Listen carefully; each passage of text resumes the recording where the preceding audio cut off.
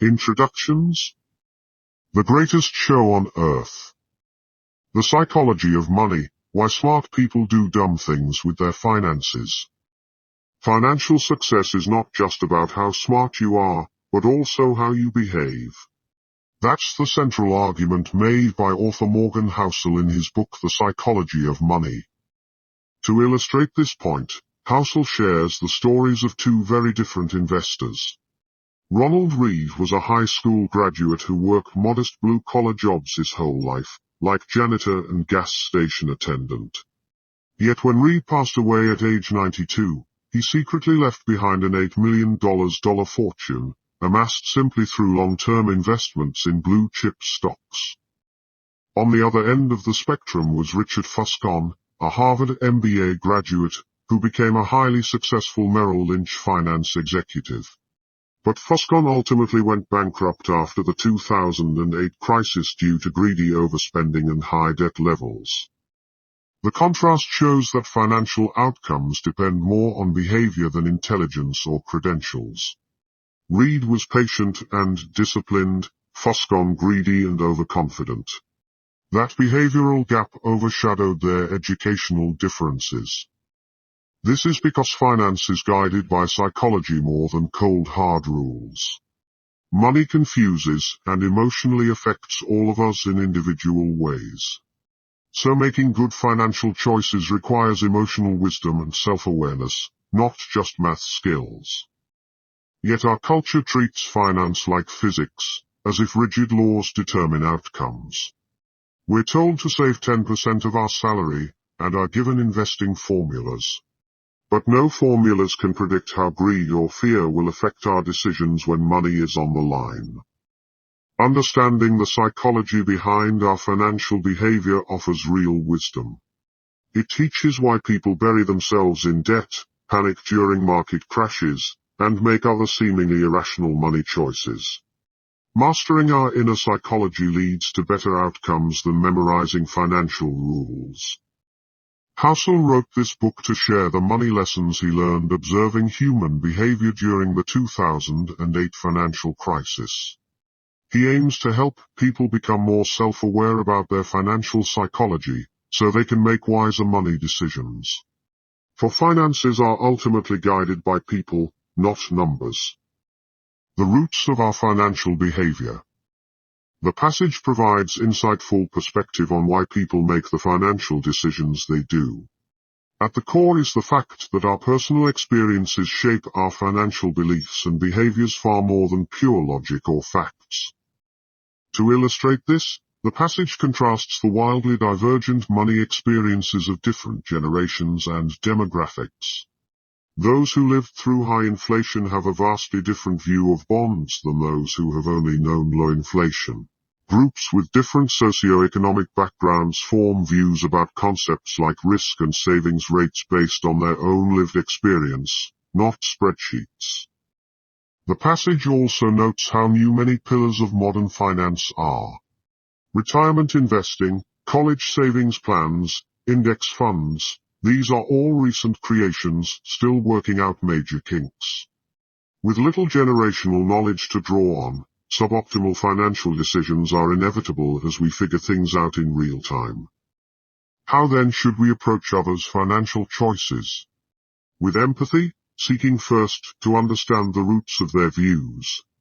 Just as our own behaviors make sense given our histories, so too for others. The passage reminds us to withhold quick judgment of choices that look odd or extreme through our own lens. Behind every financial decision lies a web of influential life experiences. This perspective can guide personal growth as well. In questioning our own money behaviors, we should examine the formative experiences that anchored them, not just whether they are logically airtight. With self-awareness of what shaped our financial mental models, we can broaden perspective and consider new approaches optimized for the future, not the past. The passage highlights a key truth: our financial behaviors evolve from lived experience more than anything else. Keeping this at the fore can lead to better understanding of ourselves and others when money is involved.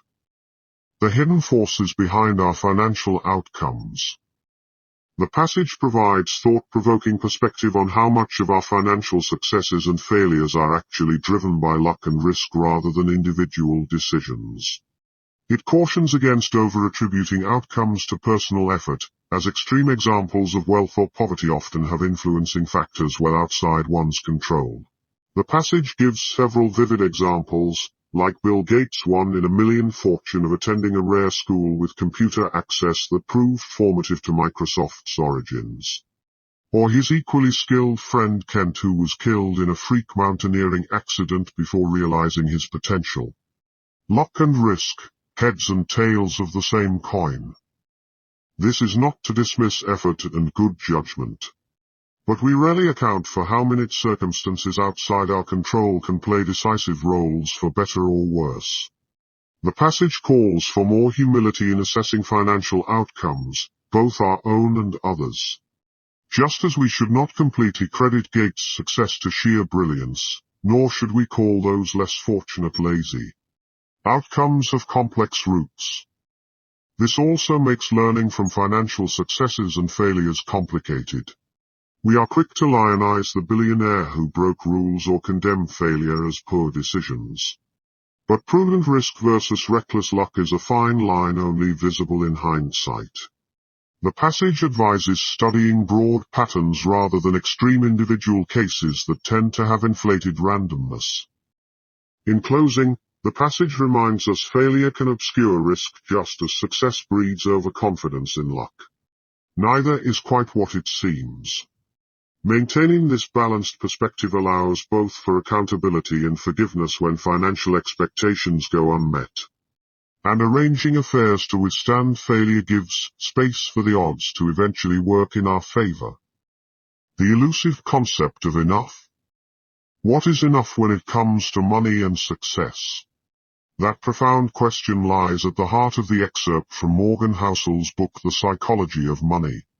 The stories of Rajat Gupta and Bernie Madoff illustrate how two incredibly successful and wealthy men were not content with what they had and destroyed their lives and reputations in the relentless pursuit of more.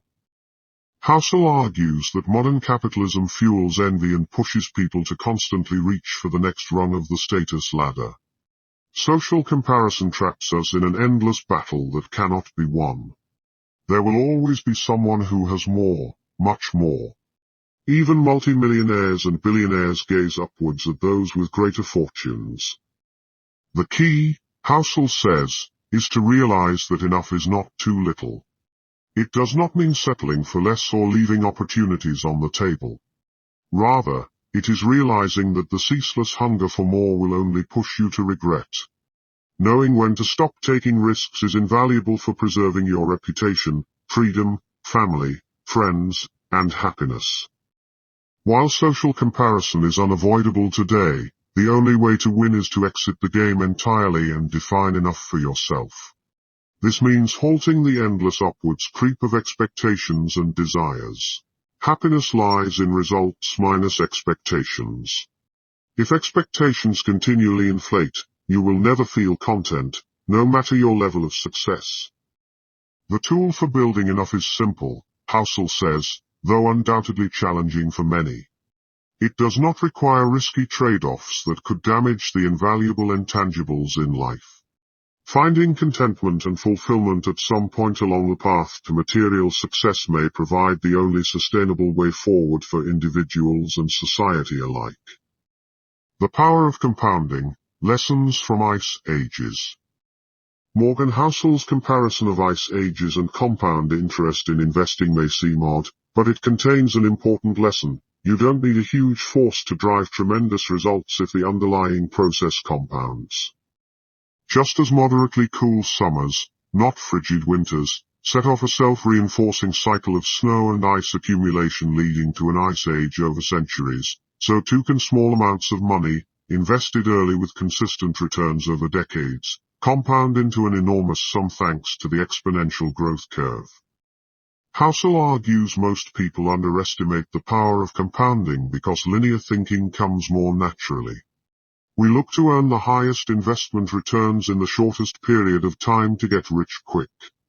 But the greatest fortunes tend to come from pretty good returns that you can stick with and which can be repeated for the longest period of time. Time for compounding to work its magic is the key.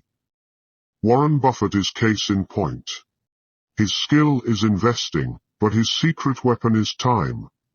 $84 billion of his $84.5 billion net worth was earned after his 50th birthday.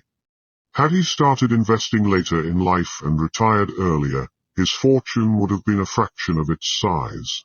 Meanwhile, hedge fund manager James Simons has earned an astounding 66% annual investment returns since 1988, nearly triple that of Buffett. Yet Buffett is far richer, because he has compounded for 70+ years compared to around 40 years for Simons. Compounding remains a wildly counterintuitive force. In sum, when seeking to solve the problem of building wealth, we often overlook the simplest but most powerful tools, the exponential growth curve over long time horizons. Our linear thinking blinds us. The lessons from the accumulated snow and ice sheets of the ice ages serve as apt reminder. The skill of staying wealthy. Getting rich and staying rich require two distinct skill sets that rarely occur in the same person, as illustrated by the contrasting stories of Jesse Livermore and Abraham Germansky. Livermore made a fortune shorting stocks during the 1929 market crash while Germansky lost everything. Yet just a few years later, Livermore had lost his entire fortune and committed suicide. These stories reveal a profound insight. Survival is the critical factor for long-term wealth creation, not clever investments or even business success. As the old saying goes, the only way to stay wealthy is through some combination of frugality and paranoia. The math of compounding favors survival. Compounding investment returns only work their magic over long periods of time. Even modest returns can grow fortunes given decades to accumulate. But realizing these outsized returns means surviving the booms and busts of markets and avoiding forced selling at inopportune times. Warren Buffett's partner Rick Guerin provides a cautionary example. Despite matching Buffett's skill, Guerin used too much leverage and got wiped out during a bear market, forfeiting decades of potential gains. Avoiding ruin lets compounding do its work. Cultivating a survival mentality.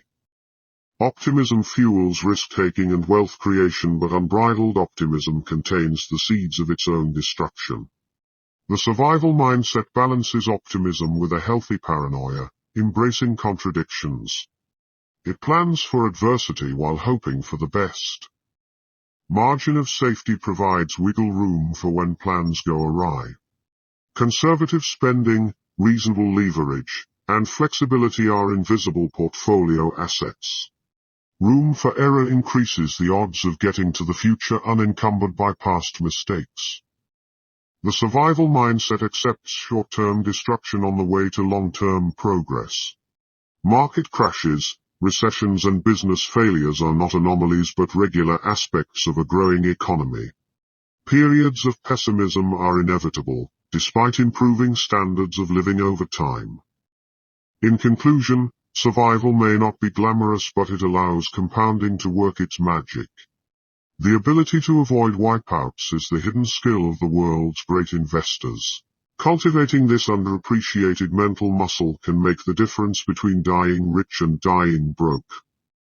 The role of tail events in determining success. Many exceptionally successful people, companies, and investment funds owe the bulk of their results to a small number of outsized winners rather than steady incremental progress. These tail events, the rare, extreme outcomes at the edges of a distribution, exert a powerful, disproportionate influence due to their sheer magnitude. Understanding how tails drive finance and investing provides a critical perspective. Outliers spawn the megatech companies that drive market returns and the venture funds that back them. Master art dealers buy thousands of pieces knowing a few will end up priceless. Tail insights help explain how index funds reliably beat most stock pickers over time despite inferior skills. surviving the bad to enable the good. Tales cut both ways. Just as a few winners determine success, a few mistakes can determine failure. High-profile bankruptcies and investment blow-ups litter the business landscape.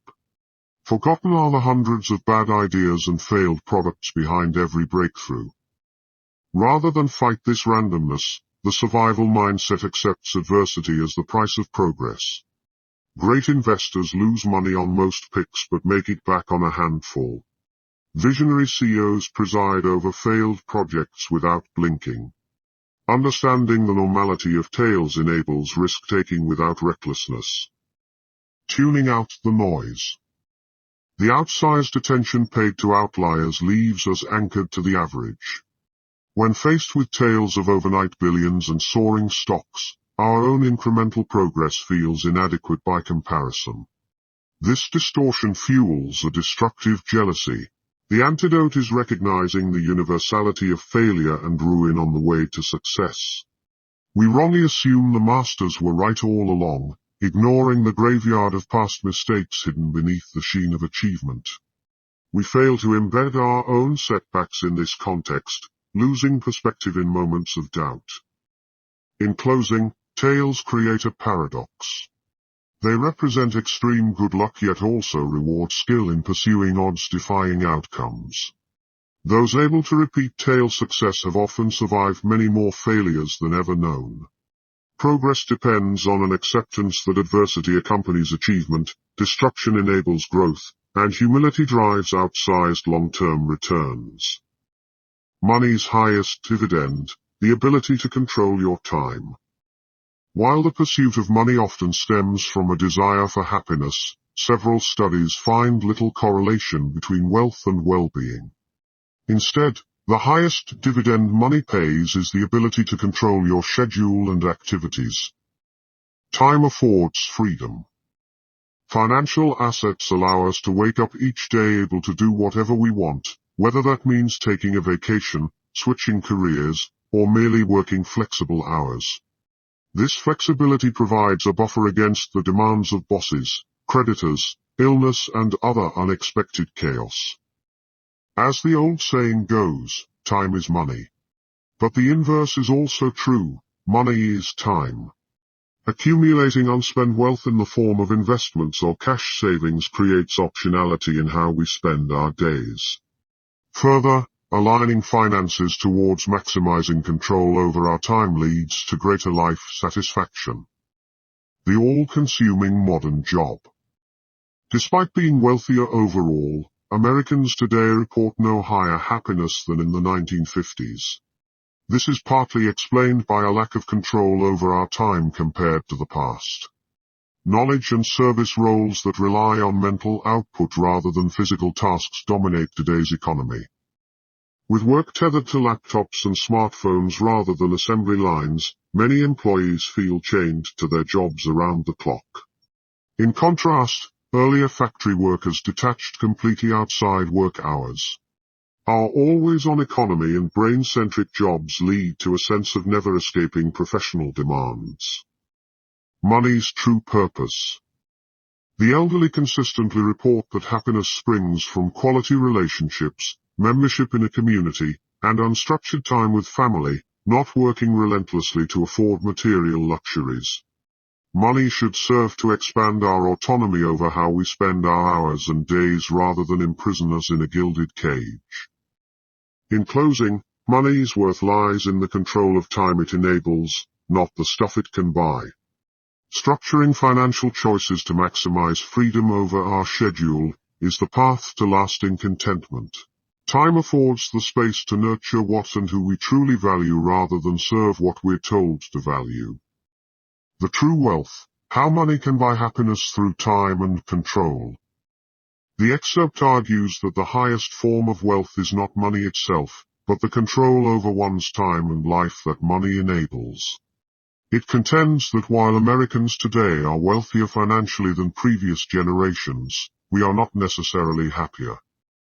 A major reason for this is that while our incomes have risen, our sense of control over our time has diminished. More of us have knowledge-based or managerial jobs where work never truly ends.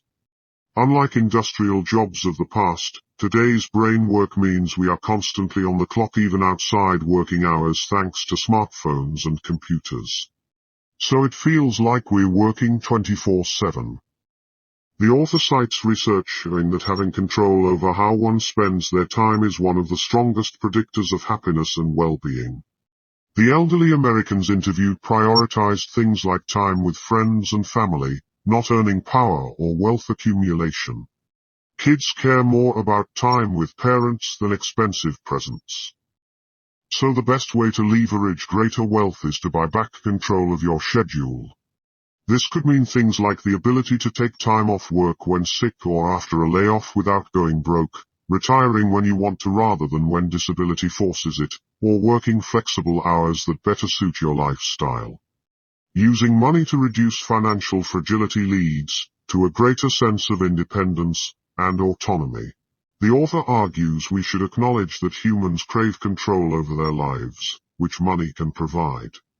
But satisfaction won't necessarily come from just making more money to buy more expensive things in an endless cycle. True wealth resides in using money to craft a schedule and lifestyle aligned with what makes you happy, things like time, affluence, and deep relationships. Our incomes have risen substantially, but our happiness has not kept pace because we have relinquished control over our schedules. Using money to take back that control could be the path to finding wealth's greatest intrinsic value. The empty promises of wealth signaling. The excerpt examines the common but mistaken belief that flashy displays of wealth, like luxury cars, large homes, and expensive jewelry, will earn one admiration and respect from others. The author argues this belief is misguided, as people tend to admire the possessions themselves rather than the owner. The article draws on the author's experience working as a hotel valet where he parked extravagant sports cars for guests. He dreamed of having an exotic car himself one day, assuming it would make him look successful and important in the eyes of others, sending a signal about his status. But in observing reactions to the nice cars, the author realized people were impressed by the cars themselves, not the drivers. The car triggered a sense of envy in onlookers, making them wish they had such nice vehicles, so others would admire them in the same way. The focus stayed on the car, rarely extending respect or admiration to its owner sitting in the driver's seat. Essentially, people aspire toward flashy wealth displays because they believe it will make others view them as prominent, smart, and cultured. But the reality is that observers simply experience car/house/jewelry envy rather than sincere respect for the owner. The possessions become benchmarks for what others wish they had in order to be admired. This reveals an irony about wealth signaling via luxury goods. People want nice things because they believe it will make others think highly of them. But in fact others are too focused on fantasizing about having those nice things for themselves to pay much genuine admiration toward the owners. The author concludes that while there's nothing inherently wrong with pursuing wealth and some luxury goods, those who want true, sincere respect from others should focus on cultivating things like humility, kindness, and empathy. As opposites of hubris and conceit, these traits are more likely to earn genuine admiration than any sports car or mansion ever could. The invisible nature of true wealth. The excerpt makes a critical distinction between being rich and being wealthy. Richness is defined by current income that funds a lavish, materialistic lifestyle full of flashy cars, clothes, vacations, etc. But true wealth is far more invisible, residing in assets that haven't yet been converted into extravagant visible possessions. Wealth is financial flexibility, savings, unspent income. In essence, it's money you don't see. The author recounts working as a hotel valet where he'd park ostentatious sports cars for guests. It was easy to assume these people with $100,000 vehicles were wealthy. But in getting to know some owners, he found they were merely rich, spending an outsized chunk of income to appear rich via a luxury car. Their vehicle gave the illusion of underlying wealth that wasn't necessarily there. This speaks to a broader point. In modern life, full of Instagram displays and status symbols, people constantly conflate being rich with being wealthy. They believe wealth is owning expensive things. So they make purchases to signal a wealth they don't actually have, keeping little in leftover savings or assets. Rihanna's near bankruptcy despite income highlights this tendency. But wealth is best embodied by those who don't spend. It's the nice cars not purchased, the vacations not taken, the apparel foregone. Unspent income earns options and flexibility down the road. It takes self-control and rejecting instant gratification, like losing weight through diet and exercise rather than eating more calories. Getting rich allows current consumption, getting wealthy enables future consumption. This invisible nature of wealth makes it harder to learn and model financial success for one's self. We see private jet photos from celebrities but not their mundane brokerage accounts slowly accumulating through patient investing. The thriftiness of a secret millionaire like Ronald Read was only appreciated widely after he died, not before. When success is showy, it captures attention and imitation.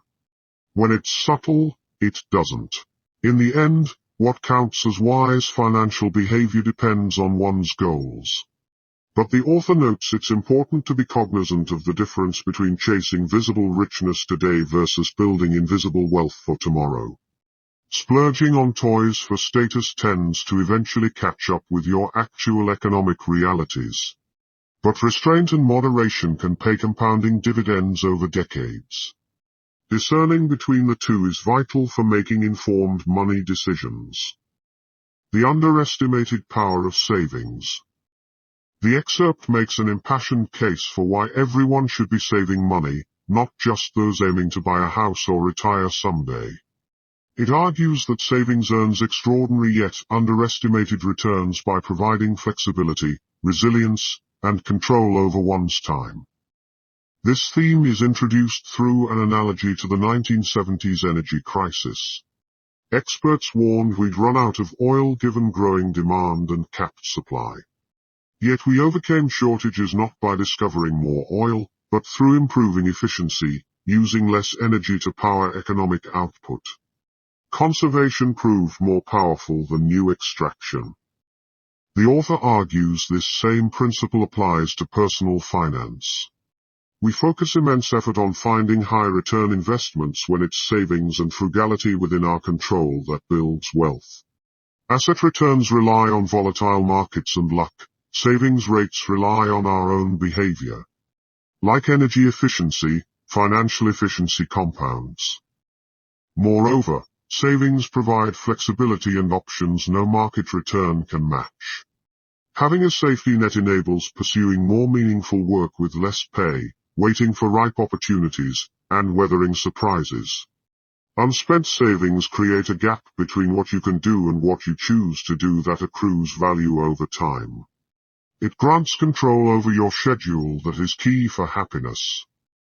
The author contends part of why more don't save is an obsession with rational goals like a new car. But saving for its own sake builds resilience and freedom to pivot. He argues market competition now spans the global talent pool, making advantages like intelligence less differentiating. Flexibility and financial cushioning become key as routine skills face automation.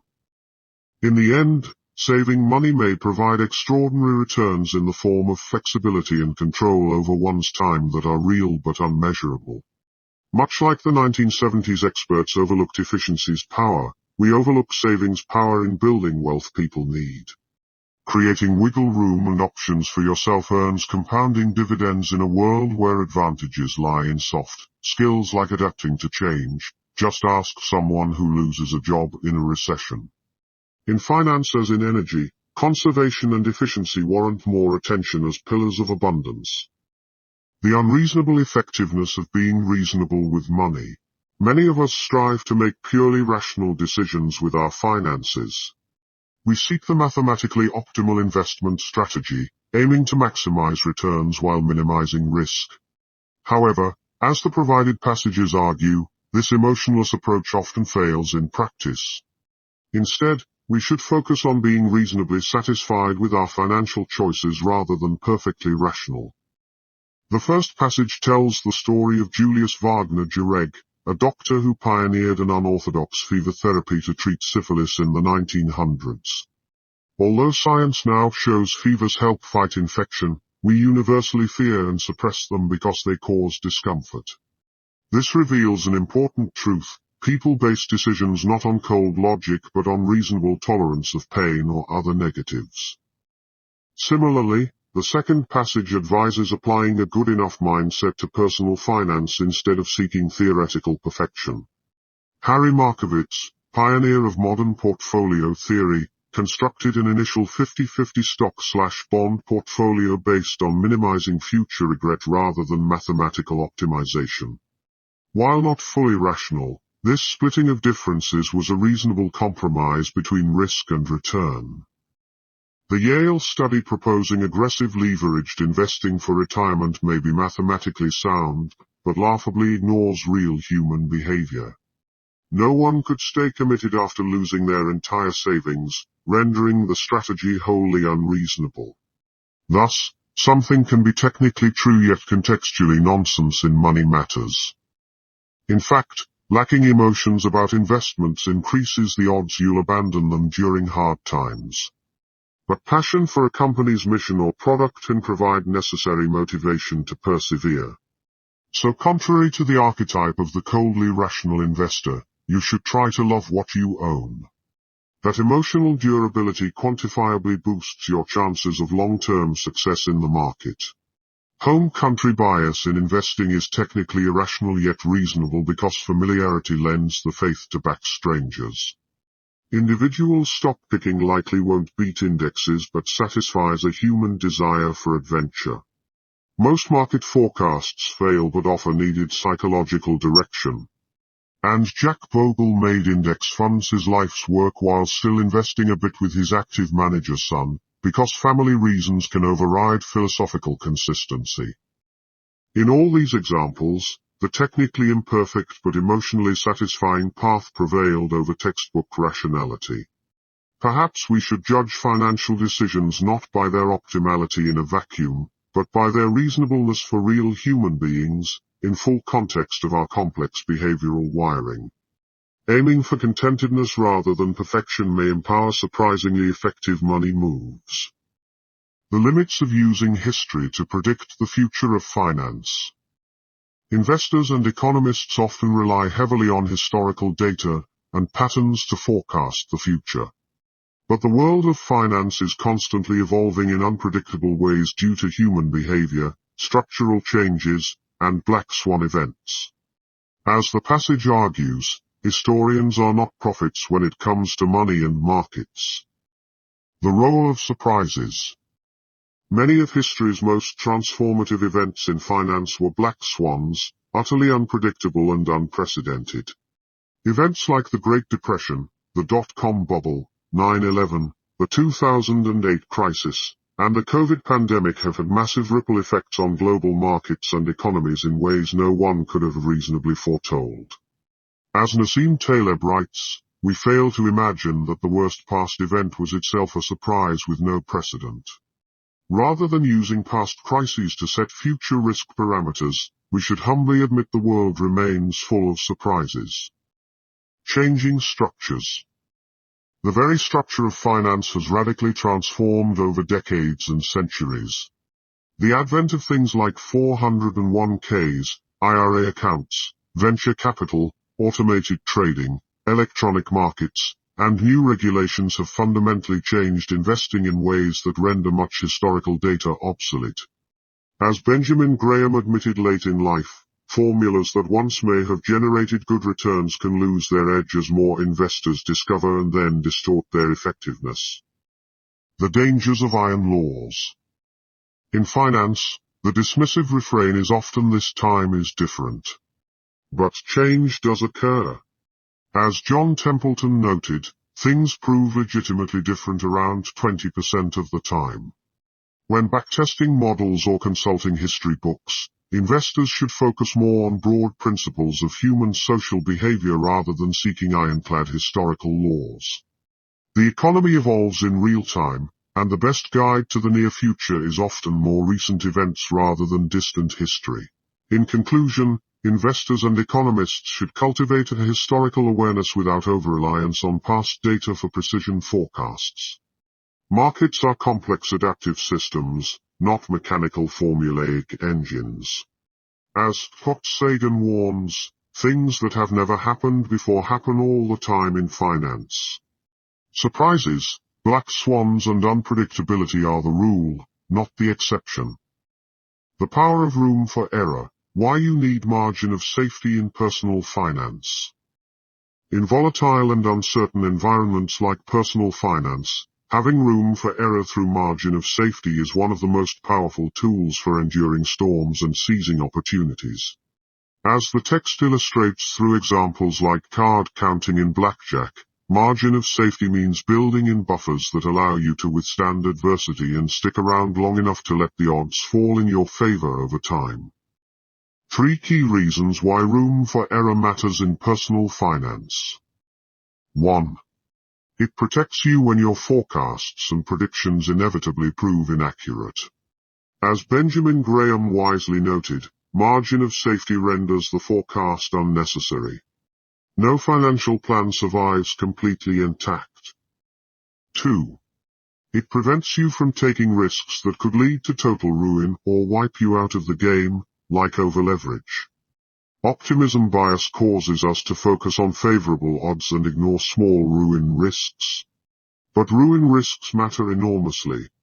Room for error lets you take risks while avoiding wipeout events. 3. It gives you capacity to handle unpredictable black swan events, like the tank unit defeated by field mice. The biggest single point of failure in personal finance is having no savings buffer for surprise expenses. But room for error lets you endure crises and still take advantage of opportunities that arise in their aftermath. In your own financial plan, it's wise to build in margin of safety wherever possible, whether in conservative return assumptions, higher savings rates, or cash buffers. The flexibility this provides will prove invaluable in navigating the unpredictable financial environment most of us face over a lifetime. Events rarely go precisely according to plan. Buffering for error is what makes long-term success possible. The inevitability of changing financial goals over a lifetime. Few of us accurately predict how much our personalities, desires, and goals will change over the course of our lives. This end-of-history illusion makes long-term financial planning difficult. What we want out of life at age 20 or 30 is often very different from what we want at age 50 or 70. The author shares an example of a friend who dreamed for years of becoming a doctor, overcoming steep odds to achieve this goal. But after finally reaching this coveted career, the stresses and hours wore him down. He seemed as disappointed with where he ended up as he once was driven toward that goal years earlier. This pattern plays out across careers and personal choices. Only 27% of college graduates end up in jobs related to their major. 29% of stay-at-home parents have college degrees, suggesting they once had different plans. From dreams of driving tractors to chasing lucrative legal careers and then shifting priorities after having children, our evolving preferences make it hard to stick to financial plans. The end-of-history illusion causes us to underestimate this future change. We focus on how much we feel we've evolved compared to our younger selves, while failing to recognize our future selves may view us today with similar disbelief at our misguided priorities and plans. What principles can help navigate this reality of shifting financial goals? The author suggests 2 guidelines. 1. Avoid extreme plans. Whether pursuing austerity or luxury lifestyles as young adults, assuming our contentment with these extremes will persist for decades is often proven wrong. Moderate approaches across savings, spending, work hours, etc. allow more flexibility as goals change. 2. Accept the inevitability of change. Clinging to past decisions out of pride rarely leads to fulfillment. View choices as the best plans for who you were at the time, not eternal covenants. When goals shift, be willing to detonate previous efforts and move ahead with no sunk costs, rather than drag out outdated priorities. Embracing the reality that our future selves may view us today with disbelief allows financial planning to become not a static rulebook, but a flexible path to align resources with our evolving needs over a long lifetime. The high price of investment success. Investing returns often look straightforward on paper. Put your money in the stock market for the long run, let compounding work its magic, and enjoy a comfortable retirement. If only it was so easy. As former GE CEO Jeff Immelt remarked, every job looks easy when you're not the one doing it. The reality is that high investment returns demand a high price that many investors fail to adequately appreciate or prepare for psychologically. This price is not denominated in dollars and cents but rather volatility, uncertainty, doubt, and regret. Study after study shows the average equity mutual fund investor dramatically underperforms the very funds they invest in due to poor market timing decisions. They buy high after a run-up and sell low during panics and crashes. Why this destructive behavior? Because volatility feels less like a fee you pay to earn higher returns and more like a fine for making poor decisions. The natural impulse is to avoid fines, and thus investors take actions that backfire. Legendary former GE CEO Jack Welch became famous for smoothing earnings so that investors would not have to endure surprises and volatility quarter to quarter. But this artifice led to a day of reckoning where all the deferred volatility had to eventually rear its ugly head, crushing GE's stock price for over a decade. Mortgage giants Fannie Mae and Freddie Mac played similar games in the early 2000s, only to collapse into insolvency during the financial crisis. So how can investors condition themselves to willingly pay the price for equity outperformance? By reframing volatility as an admission fee rather than a fine. The $100 you pay for Disneyland tickets gives your family lasting memories despite the odd rainy day. The $10 county fair might have guaranteed good weather but offers less upside. Similarly, cash and bonds spare you short-term uncertainty but likely hamper your long-term returns. Ground yourself in the rationale for equity investing and remember that markets bouncing around is the price you must pay for that rationale to bear fruit. Pay the volatility fee, and with any luck, the result will be worth far more than the price. The boom and bust of financial bubbles, why they form and how they wreck lives. Financial bubbles, from the dot-com bubble of the 1990s to the housing bubble of the 2000s, have become an unfortunately common occurrence in modern economies. These speculative manias inevitably end in disaster, wiping out trillions in household wealth and leaving economic devastation in their wake. But what causes these periodic bouts of irrational optimism and sky-high asset valuations? According to the passage, while greed is often blamed, the true reasons are more complex, rooted in human psychology and misaligned incentives between different types of investors. Specifically, bubbles form when short-term traders playing a momentum game start dominating the market. As asset prices get bid up higher and higher over weeks or months, these short-term speculators are lured in by the prospect of quick and easy profits. Their influx then pushes prices even higher in a self-reinforcing spiral, detaching prices from any reasonable long-term valuation metrics. Long-term investors get sucked in as well, fooled into thinking maybe these traders know something I don't. They abandon their focus on discounted cash flows and growth projections 30 years out. Instead they start chasing short-term price action just like the speculators. Of course, no bubble can inflate forever. Eventually the mania ends, the speculators rush for the exits, and prices collapse. But by this point, enormous economic damage has already been done. Nest eggs intended for retirement or college savings are wiped out. The economy tips into recession as household balance sheets repair. Foreclosures and bankruptcies soar. And yet, we never seem to learn. Just a decade separated the dot-com and housing bubbles. More bubbles will continue to emerge unless long-term investors wise up. The key is understanding your own goals and time horizon, tuning out short-term market moves irrelevant to your strategy, and refusing to be swayed into playing a very different game than you set out to. The psychology of bubbles may be complicated, but individuals can take common-sense steps to insulate themselves. Write an investing mission statement.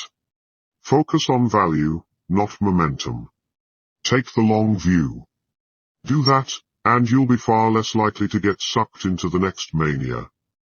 The allure of pessimism, why doom and gloom captivate while optimism is overlooked. Pessimism holds a special place in our hearts. As the provided excerpts point out, pessimism is not just more common than optimism, it often sounds smarter, more plausible, more intellectual, and more realistic. Prophets of doom captivate attention and admiration, while optimists are frequently written off as naive, oblivious to risks, or downright embarrassingly mad, as author Matt Ridley puts it. But why does pessimism have such strong allure and staying power? As explored in the excerpts, there are several key reasons. 1. Loss aversion is evolutionarily ingrained. As psychologist Daniel Kahneman explains, organisms that treat threats as urgent have better survival odds. This instinctual asymmetry between negative and positive makes us latch onto risks and threats. 2. Money's ubiquity means financial threats affect everyone. If the economy catches a cold, we all sneeze. Stocks crashing make headlines even for non-investors. There's no avoiding systemic financial risks. 3. Pessimists often extrapolate trends without accounting for adaptation. As in Lester Brown's ominous 2008 prediction about oil, straight-line extrapolations fail to account for market dynamics and human ingenuity under pressure. Necessity drives invention. 4. Progress happens slowly while setbacks are sudden. The decades-long miracle of modern medicine saves countless lives but goes unappreciated, while singular disasters captivate attention. Compounding growth takes patience, fear springs from hair-trigger events. 5. Lower expectations feel better. By expecting the worst, even moderately good outcomes feel like a bonus, as Stephen Hawking relates regarding his disease. Pessimism lets you be pleasantly surprised. In sum, doom and gloom is intellectually seductive while optimism requires more nuance and long-view historical perspective. Moreover, loss aversion makes us fixate on risks. However, being aware of these biases is the first step toward balance. As the excerpts argue, smart possibilistic optimism grounded in realism remains, for most, the most productive mindset. This draft article summarizes the key points about the allure of pessimism using supporting examples from the provided materials. Please let me know if you would like me to modify or expand the piece in any way. I'm happy to refine it further as needed. The power of financial narratives. The economy experienced a shocking downfall between 2007 and 2009.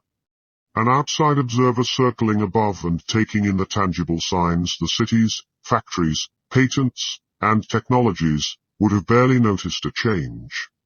Yet the net worth of U.S. households plunged by $16 trillion. Why? Because the stories people told themselves changed. Narratives, the explanations we craft to make sense of complex systems, are a potent force shaping financial decisions and markets. 3 key insights around narratives stand out. 1. When the stakes are high and solutions limited, people readily believe appealing fictions.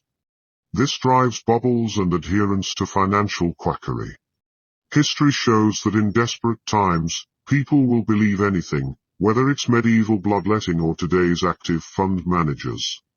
The tendency persists because the big rewards, however improbable, are so alluring. 2. Everyone has an incomplete view of the world's complexity. We paper over holes in our understanding with internally coherent narratives. Even authorities like the Federal Reserve or professional historians struggle with gaping blind spots. And money, dependent on the unknowable actions of millions, is enormously complex. Market forecasts and financial advisors gain traction not through accuracy but by satisfying our craving for an illusion of predictability and control. 3. The strength of a narrative depends less on truth than on how badly people wish it to be true. The happier a belief would make us, the flimsier the evidence we demand. This shows in booms where new technologies or policies inspire tales of unlimited prosperity. Believing makes it so, at least for a time. Similarly, doomsayers tend to be those who stand to profit or have an emotional stake in Armageddon. With trillions riding on prevailing narratives, financial storytelling warrants skepticism and moderation. Beware assumptions and extremes. Anchor to evidence and room for error. Above all, recognize that money's complexity exceeds anyone's comprehension. Neat and sweeping narratives are almost always too good to be true. The prudent admit how little they know. The dangers of financial advice, lessons from medicine. The tragic case of Clarence Hughes reveals an important lesson about financial advice. In 1931, Hughes went to the dentist for a painful mouth, only to wake up hours later missing 16 teeth and his tonsils, then dying a week later. His wife sued not because the surgery was botched, but because Hughes never consented to such extreme procedures. At the time, consent between doctor and patient was hazy. The prevailing medical wisdom was that doctors know best how to cure the patient. As the article argues, this paternalistic view of medicine parallels how financial advisors often view their role. They believe they know the universal right approach to managing money. But finance, like medicine, is complex and personal. What works for one patient or investor may not work for another, even in identical situations. Values, priorities and risk tolerance vary too widely. This is why the article wisely refrains from directing the reader on what to do with their money. Instead, it offers broad guiding principles, while acknowledging money decisions depend greatly on personal preferences and emotions like the ability to sleep at night. As Katz wrote about medicine, interactions between advisor and client are complex. Still, advisors provide useful knowledge on odds, risks and typical outcomes. Patients and investors can draw informed conclusions from this input to make decisions aligned with their own desires and temperament. The article sums this up nicely. There are universal truths in money, even if people come to different conclusions about how they want to apply those truths to their own finances. With that context established, the article shares insightful money maxims like saving being the gap between ego and income, increasing your time horizon as an investor, and defining the personal cost you're willing to pay for financial success. It advocates balancing risk-taking with ruin avoidance, respecting different views on money, and always leaving room for error. The piece ends by encouraging the reader to focus less on specific advice, and more on overarching money principles and self-knowledge of preferences and emotions around finances. There are few definitive rights and wrongs, only trade-offs and gray areas. In money and medicine alike, decisions depend enormously on personal factors alongside generic guidance. The article effectively spotlights this nuance while offering many wise finance suggestions open to interpretation by each reader and their own distinct money personality. The psychology of financial independence, why we save and invest the way we do. Many people wonder why others make certain financial decisions that may seem irrational on the surface. But when it comes to personal finance, there is often a deeper psychology and reasoning behind our choices. In the provided text, Author Morgan Hauzel shares insights into his family's approach to money and the guiding financial principles they live by. At the core is a desire for independence and the freedom to live life on their own terms. Housel traces this back to watching his parents struggle in poverty and later achieve a measure of financial security. This instilled in him the idea that independence comes not from riches but from living below your means and maintaining a high savings rate. He and his wife have kept their lifestyle static despite rising incomes in order to maximize savings. They own their home outright and keep more cash reserves than advisable, both emotionally driven decisions that sacrifice potential returns for peace of mind. When it comes to investing, Housel has evolved from stock picking to simple, low-cost index funds. He realizes outperforming the market is difficult and, given his family's frugal expenses, unnecessary to meet their goals. Their investing strategy now revolves around optimism in long-term economic growth, patience, and consistency. At the core, the Housels have defined financial success on their own terms, not society's. They optimize decisions to maximize independence, simplicity, and good sleep at night. As Housel notes, no one is crazy when it comes to money and different strategies work for different people. But understanding the psychology behind these choices helps explain why smart people can rationally come to far different conclusions. The Housel's approach may not be right for everyone, but it demonstrates the very personal nature of money and the merit in finding a strategy aligned with your own values, priorities and risk tolerance, not just mathematically optimal returns. Their journey highlights the benefits of financial independence as well as the human factors underpinning all investment and savings decisions. The evolution of the American consumer, how expectations lag behind economic reality. The passage provides a sweeping overview of the major economic events in America over the past 75 years and how they have shaped the psychology of the modern consumer. It argues that consumers today have expectations rooted in the prosperous, egalitarian economy of the 1950s and 60s, even though economic realities have diverged sharply from that period. Bridging the gap between expectations and reality drives much of the discontent and desire for radical change seen in recent political movements. The rise of middle-class America. In the 25 years following World War II, America experienced unprecedented economic growth that was widely shared across income levels.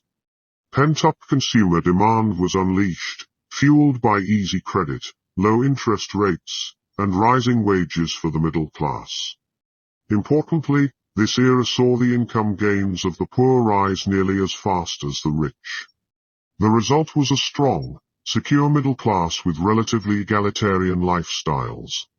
Debt levels climbed but incomes rose in tandem, keeping household debt manageable. The slow rise of inequality.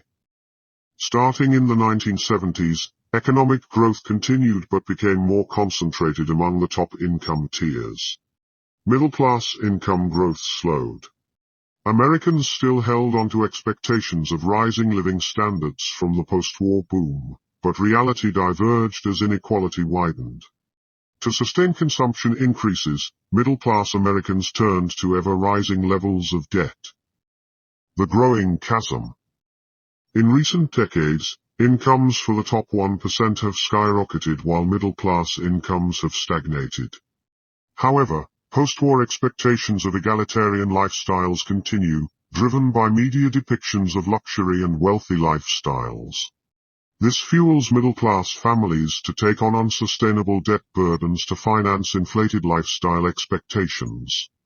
The Great Recession provided relief on debt levels but did little to reverse inequality trends. The backlash of unmet expectations. Various political movements like the Tea Party and Occupy Wall Street can be seen as a backlash to the growing gap between middle-class expectations of prosperity and the economic realities people actually face. With expectations slow to evolve, anger and desire for radical change may persist even if incomes recover somewhat for the middle class. There are parallels to the unrest of past eras when expectations collided with harsh realities. Bridging this expectation gap is critical for social cohesion and economic stability. Educational efforts are needed, but likely insufficient alone given psychological attachment to expectations. We likely need policies explicitly aimed at reversing inequality as well as cultural change led by business and media.